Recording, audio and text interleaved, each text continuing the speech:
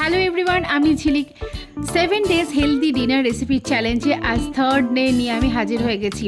Protein নিতে চাও এক বাটি, এর কিন্তু জুড়ি মেলা ভার।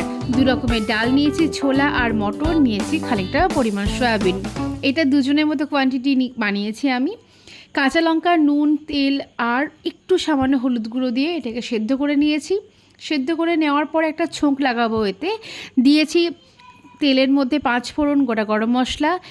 দেওয়ার পরে একটু ভাজা ভাজা হয়ে যাওয়ার পরেই দিয়ে দিয়েছি কিন্তু কুচি করা টমেটো, একটু হলুদ গুঁড়ো, একটু গরম মশলা গুঁড়ো দিয়ে এটাকে নেড়ে নিয়ে ছোঁকটা দিয়ে দিলাম ডালের মধ্যে। খানিকক্ষণ নাড়াচাড়া করার পরে লাস্টে অ্যাড করেছিলাম মেথি পাতা। আহা, এটা যেন এর গন্ধটাকে আর খাবারের টেস্টটাকে 3 গুণ বাড়িয়ে দেয়। এটাকে সার্ভ করেছিলাম শসা কুচির সাথে। একবার খেয়ে দেখো, মনে হবে না যে একটু কম খেয়ে তাতে শুতে হলো। মন পেট দুটোই ঠান্ডা।